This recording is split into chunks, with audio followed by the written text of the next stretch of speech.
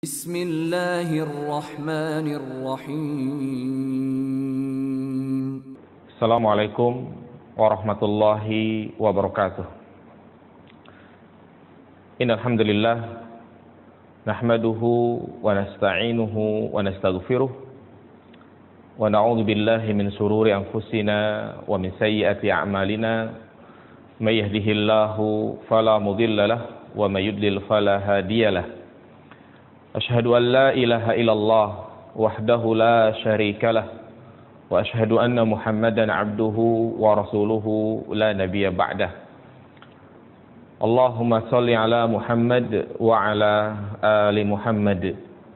Qala Allah Ta'ala fil Qur'anil Karim, ya ayyuhalladzina amanu taqullaha haqqa tuqatih wa la tamutunna illa wa antum muslimun. Wa qala Nabi sallallahu alaihi wasallam, fa inna asdaqal hadits kitabullah wa khairal hadi hadi Muhammadin sallallahu alaihi wasallam wa syarrul umuri muhdatsatuha fa inna kulla muhdatsatin bid'ah fa inna kulla bid'atin dhalalah wa kulla dhalalatin finnar. Amma ba'du, ayyuhal ikhwah rahimani wa rahimakumullah. Ketahuilah, sesungguhnya Rasul kita Muhammad sallallahu alaihi wasallam memiliki kedudukan yang sangat tinggi di sisi Allah Subhanahu wa taala. Dan beliau sallallahu alaihi wasallam merupakan rasul yang paling mulia. Rasul yang banyak diberikan keistimewaan bila dibandingkan dengan rasul-rasul yang lainnya. Tidaklah Allah Subhanahu wa taala memanggil beliau dengan namanya, tetapi Allah memanggil beliau dengan gelarnya.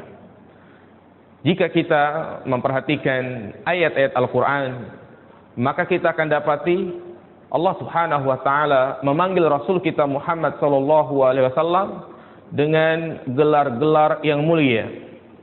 Seperti misalnya Allah panggil dengan mengatakan ya ayyuhan nabi, dan Allah panggil dengan sebutan ini sebanyak 13 kali di dalam Al-Quran. Terkadang juga dengan sebutan ya ayyuhar rasul, ya ayyuhal muzammil, wa ya ayyuhal muddassir. Ini adalah suatu keutamaan berbeda dengan nabi-nabi sebelumnya, di mana Allah Subhanahu wa taala menyebutnya, memanggilnya dengan namanya. Seperti misalnya wa qulna ya Adam uskun anta wa zawjukal jannah. Allah sebut Nabi Adam dengan namanya ya Adam.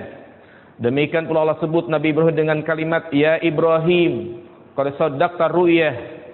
Ya Isa a anta qulta linnas. Ini menunjukkan bahwasanya beliau adalah rasul yang memiliki keistimewaan khusus. Dan juga risalah yang beliau bawa itu bersifat universal. Artinya beliau diutus bukan hanya kepada bangsa Arab saja, tetapi beliau diutus kepada seluruh umat manusia. Berbeda dengan nabi-nabi sebelumnya, di mana mereka hanya diutus kepada bangsa-bangsa tertentu, kepada kabilah-kabilah tertentu. Adapun Nabi kita Muhammad sallallahu alaihi wasallam diutus kepada seluruh umat manusia. Wa ma arsalnaka illa kafatan linnas. Tidaklah kami mengutusmu melainkan untuk seluruh umat manusia.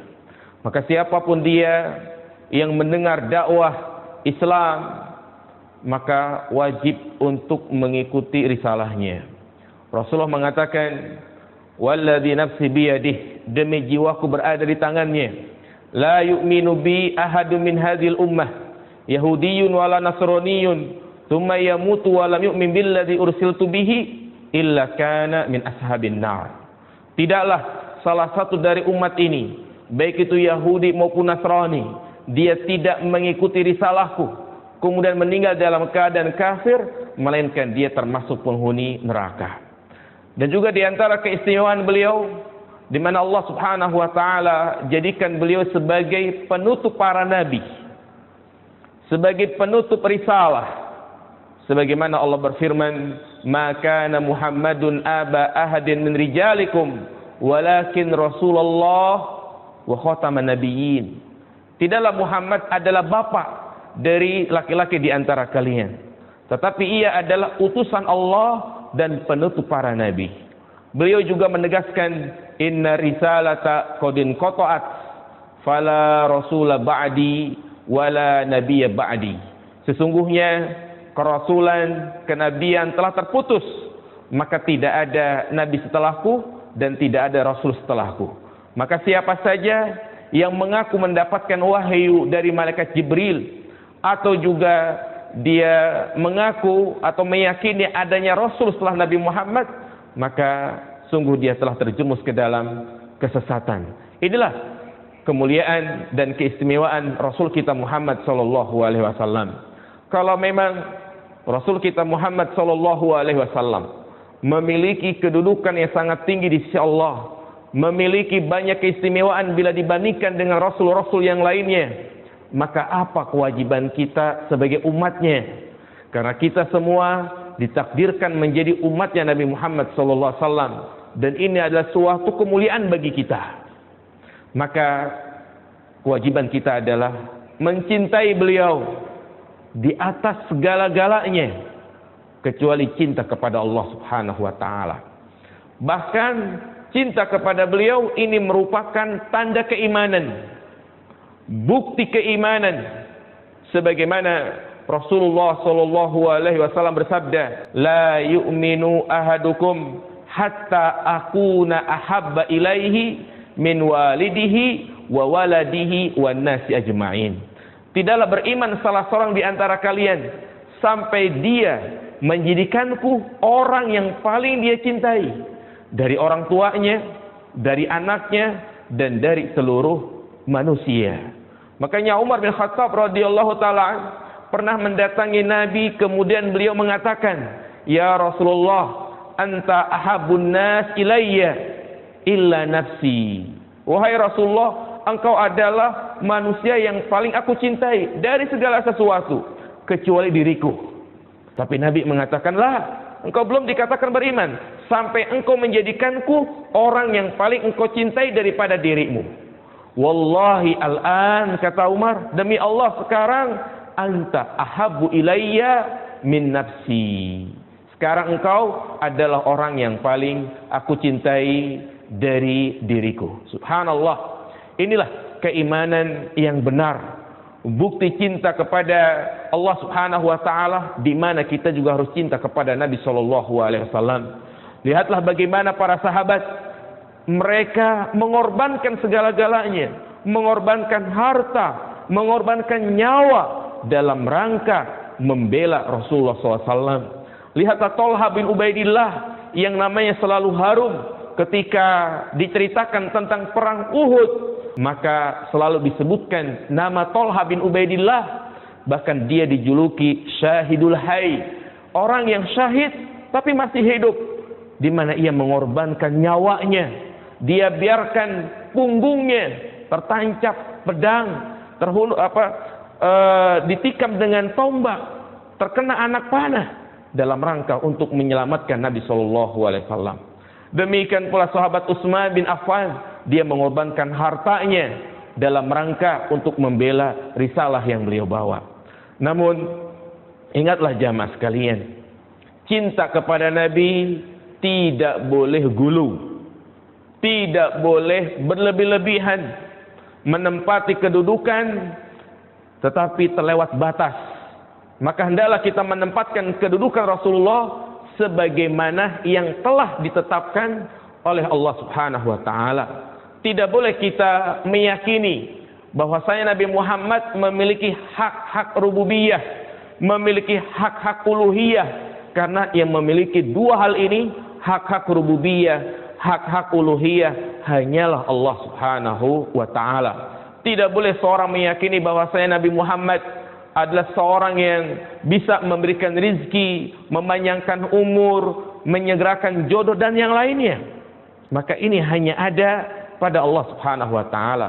Maka merupakan bentuk kesyirikan tatkala dia mendatangi makam Rasulullah, dia meminta, ya Rasulullah, luaskanlah rizkiku, ya Rasulullah, lancarkanlah usahaku, ya Rasulullah, sembuhkanlah penyakitku. Ini tidak boleh. Tetapi kalau kita berdoa hanya diperuntukkan kepada Allah Subhanahu wa taala. Allah mengatakan, "Wa qala rabbukum ud'uni astajib lakum." Berdoalah kalian kepadaku, niscaya akan aku ijabah doa kalian. Dan juga Rasulullah tidak mengetahui hal-hal yang gaib. Apa yang beliau sampaikan berkaitan dengan peristiwa-peristiwa yang akan datang, itu semua tidak lepas dari wahyu Allah Subhanahu wa taala. Lalu bagaimana cara mewujudkan cinta kita kepada Nabi?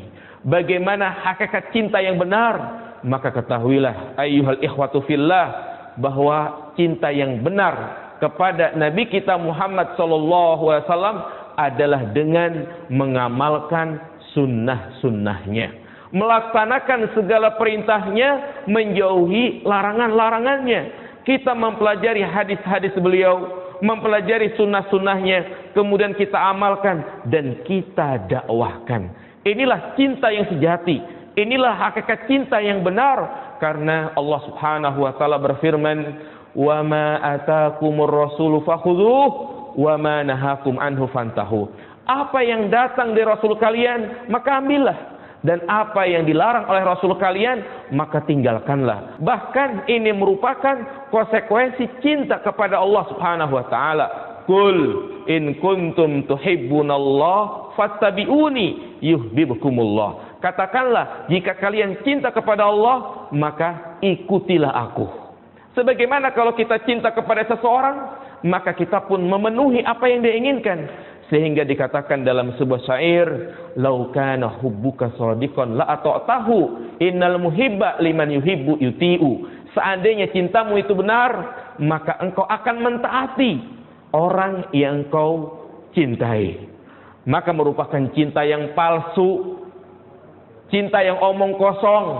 Ketika dia mengaku cinta kepada Nabi, ternyata dia malah alergi dengan orang-orang yang berusaha mengamalkan Islam secara totalitas. Alergi dengan orang-orang yang mendakwahkan tauhid. Alergi dengan orang-orang yang berusaha mengingkari perkara-perkara baru dalam agama. Maka inilah jamaah dirahmati Allah Subhanahu wa taala. Bukti cinta kepada Nabi adalah dengan mengamalkan sunnah-sunnahnya, membela hadis-hadis beliau, mengamalkan sunnah-sunnah yang sahih, dan juga menjauhi hadis-hadis yang palsu. Karena orang yang menyampaikan hadis-hadis dhaif, maka sama saja dia berdusta atas nama Nabi sallallahu alaihi wasallam. Rasulullah mengatakan, "Man kazzaba alayya muta'ammidan falyatabawwa maq'adahu minan nar." Barang siapa yang berdusta atas namaku, maka tempat kembalinya di neraka. Demikianlah, semoga tausiah yang singkat ini menguatkan keimanan dan ketakwaan kita kepada Allah Subhanahu wa taala. Semoga kita semua dikumpulkan bersama Nabi sallallahu alaihi wasallam, karena ini merupakan janji orang yang mencintai beliau. Rasulullah pernah ditanya, "Madza taqul?" Apa yang kau katakan? Seorang yang mencintai suatu kaum, man ahabba qauman wa lam yuhaq bihim, tapi dia belum pernah ketemu. Apa kata Nabi? Al mar'u ma'a man ahabba. Orang itu akan dikumpulkan bersama orang yang dia cintai. Demikian, semoga bermanfaat. Subhanakallahumma wa bihamdika asyhadu an la ilaha illa anta astaghfiruka wa atubu ilaih.